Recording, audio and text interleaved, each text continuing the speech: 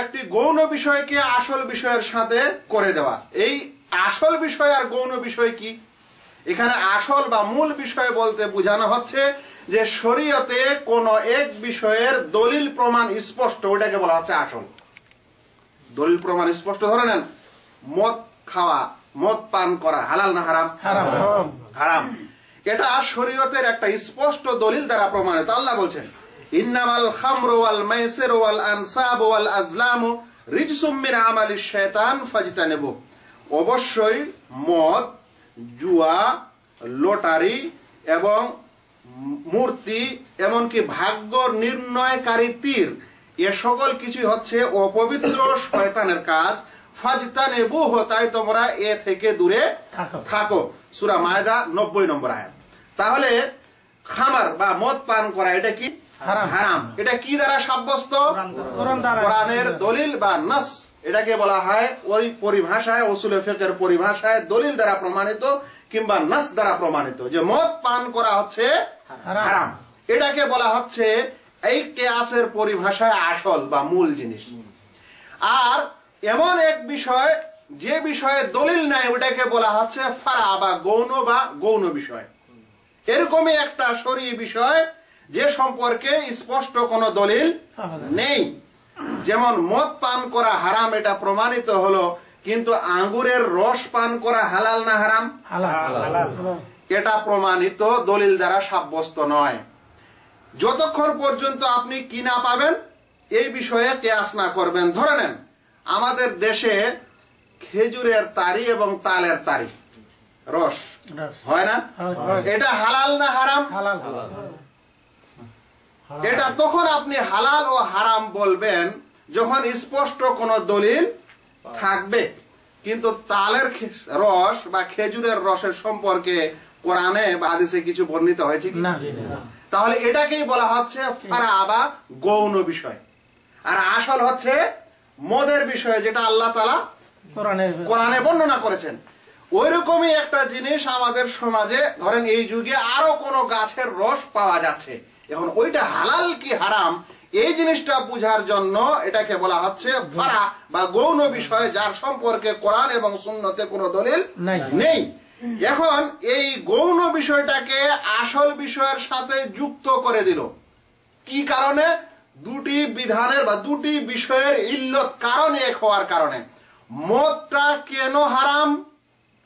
যদি এর কারণটা খুঁজতে চান তাহলে প্রায় ওলামায়ে কেরাম ঐক্যমত যে মদের কারণে নেশা হয়, সেই কারণে হারাম।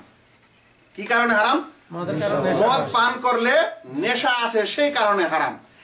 তাহলে যদি তালের তারিতে বা খেজুরের তারিতে নেশা হয়, তাহলে দুটির কারণ কি হয়ে গেল? এক হয়ে গেল। এখন যদিও খেজুরের রসের সম্পর্কে বা তালের রসের সম্পর্কে কোরআন সুন্নতে কোনো দলিল নাই, কিন্তু উভয়ের কারণ যেহেতু এক হয়ে গেছে, তাহলে এই ফারাটাকে, এই গৌণটাকে আসলের সঙ্গে যুক্ত করে দিল, একই বিধান দুইজনের দিয়ে দিল। যেটা মদের বিধান ছিল যে মদ পান করা হারাম, তখন ওই তারি বা ওই রস বা সেটা খেজুরের রস, সেটা আঙ্গুরের রস, আপেলের রস, আমের রস, তালের রস, যাই মন সেই রস হোক, যখন ওখানে নেশা পাওয়া যাবে তখন কি করতে হবে? এই বিষয়টাকে ওর সাথে সংযুক্ত করে দিতে হবে। তাহলে এই তালের রস বা খেজুরের রসকে কিয়াস করা হচ্ছে কার উপরে? মদের উপরে, যেটা আল্লাহ তাআলা হারাম করেছেন। এই জিনিসটাকে শরীয়তে কি বলা হয়? কিয়াস বলা হয়। আপনাদের কাছে স্পষ্ট? জি, যে এমন একটা বিষয় যা আসলে কোরআন সুন্নতের দলিল নেই, কিন্তু ওই রকম জিনিসের একটা স্পষ্ট দলিল আছে, তখন যেটার দলিল নাই সেই জিনিসটাকে দলিলওয়ালার সাথে সংযুক্ত করে দেওয়া। কি বিষয়ে? যে দুটার বিধানই এক। ওটা যদি জায়েজ হয় তাহলে এটাও জায়েজ, ওটা যদি হালাল হয় তো এটাও হালাল, ওটা যদি হারাম হয় তাহলে এটাও হারাম। আপনারা একটি উদাহরণ শুনলেন, আরেকটি উদাহরণ শুনেন। আল্লাহ রাসূল সাল্লাল্লাহু আলাইহি ওয়াসাল্লাম বলছেন, আয-যাহাবু বিয-যাহাবি ওয়াল ফিদ্দাতু বিল ফিদ্দাতি ওয়াল বুররু বিল বুররি ওয়াশ-শাঈরু বিশ-শাঈরি ওয়াত-তামারু বিত-তামারি ওয়াল মিলহু বিল মিলহি মাসালান বিমাসালিন সাওয়াআন বিসাওয়াইন ইয়াদান বিয়াদিন। আল্লাহ রাসূল বলছেন যে স্বর্ণ স্বর্ণের বদলে, রৌপ্য রৌপ্যের বদলে, গম গমের বদলে, জব জবের বদলে, খেজুর খেজুরের বদলে, লবণ লবণের বদলে বরাবর যেন হয়, হাতে হাতে যেন লেনদেন হয়। কি হয়? বরাবর যেন হয় এবং হাতে হাতে যেন লেনদেন হয়। মানে কেউ যদি খেজুরের বদলে খেজুর নিতে চায়, গমের বদলে গম নিতে চায়, তারপরে লবণের বদলে লবণ নিতে চায়, তাহলে কম বেশি করে নেওয়া যাবে না। আপনি যদি 1 কেজি লবণ আর 1 কেজি লবণের বদলে নিতে চান, তাহলে বরাবর নিতে হবে। 1 কেজি 1.5 কেজি, 1 কেজি 1.5 কেজি করা যাবে না।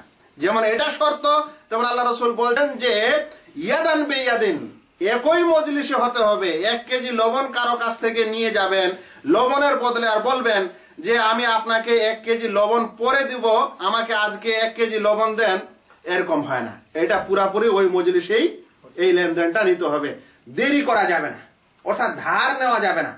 আর অনুরূপ বরাবর নিতে হবে, কম বেশি করা যাবে না। অন্য হাদিসে আল্লাহ রাসূল সাল্লাল্লাহু আলাইহি ওয়াসাল্লাম বলছেন যে এরকম কম বেশি করবে সে সুদ করলো। সে কি করলো? সুদের লেনদেন করলো। এই হাদিসটিকে যেটা একটু আগে পড়লাম, সেটি বুখারী শরীফের 2176 নম্বর হাদিস এবং মুসলিম শরীফের 1584 নম্বর হাদিস। তাহলে এখানে আল্লাহ রাসূল সাল্লাল্লাহু আলাইহি সাল্লাম এই হাদিসে 6টি জিনিসের কথা বলছেন। একটা হচ্ছে সোনার বদলে সোনা, রৌপ্যের বদলে রৌপ্য, গমের বদলে গম, জবের বদলে জব, তারপরে খেজুরের বদলে খেজুর এবং লবণের বদলে লবণ। এগুলা কম বেশি করে নেওয়া লেনদেন করা যাবে না, আর একই মজলিসে লেনদেন করতে হবে, যেন ধার বাকি না করা হয়। এখন প্রশ্ন আসে যে যদি কেউ চালের বদলে চাল কম বেশি করে নেয়, তাহলে কি হবে? এখন এই জিনিসটাকে বলা হচ্ছে যে এমন একটা বিষয় শরিয়ার যার কোনো কিতাব এবং সুন্নতে স্পষ্ট দলিল নেই। তাই কেউ বলতে পারে যে যেহেতু এই 6টি জিনিসের কম বেশির কথা এসেছে, তাহলে এগুলোতে সুদ চলবে, বাকি অন্য জিনিসে কম বেশি করে নিলে আর সুদ হবে না। এটা কে বলবে? যারা বলবে যে আমি কিয়াস মানি না, তাদের কাছে চাল কম বেশি করে নিলে কি হবে না? সুদ হবে না, কারণ এটা দলিলে নেই। কিন্তু এটা সুদ হবে এই কারণে যে এখানে কিয়াসের প্রয়োজন আছে। এই কারণে কিয়াসের প্রয়োজন আছে যে আল্লাহ রাসূল সাল্লাল্লাহু আলাইহি ওয়াসাল্লাম যখন বলছেন যে গমের বদলা গম, জবের বদলা জব, খেজুরের বদলা খেজুর কম বেশি করা যাবে না, এর কারণটা কি? এর কারণটা হচ্ছে এটা খাদ্যদ্রব্য, আর এটাকে ওজন করা যেতে পারে, মাকিল এবং মওজুন ওজন করা যেতে পারে, আর এটা হচ্ছে খাদ্য দ্রব্য। তাই খাদ্যদ্রব্য, চালটাও কি খাদ্যদ্রব্য। যে কারণে গম এবং জব কম বেশি করতে নিষেধ করা হচ্ছে, সেই কারণে চালটাও কম বেশি নিষেধ করা হবে। তাই গম এবং জবের যেই হুকুমটা শরিয়াতে আসলো, মানে হাদিসে আসলো, সেই বিধানটা চালের ক্ষেত্রেও কি হবে? প্রযোজ্য হবে। অর্থাৎ চালও কেউ কম বেশি করে নিতে পারে না, এবং একই মজলিসে নিতে হবে যদি চালের বদলা চাল লেনদেন করা হয়। এটাকেই বলা হচ্ছে কি? কিয়াস। এই দুটি উদাহরণের মাধ্যমে আপনারা বুঝতে সক্ষম হয়েছেন হয়তো যে এরকম তাহলে অনেক বিধান ইসলামে থাকতে পারে যেখানে কিতাব এবং সুন্নতের স্পষ্ট কোনো দলিল নাই। যখন সেখানে দলিল নাই, তখন তার বিধানটা কি হবে? জায়েজ হবে না নাজায়েজ হবে, হালাল হবে না হারাম হবে, তখন ওইখানে কিয়াসের প্রয়োজন।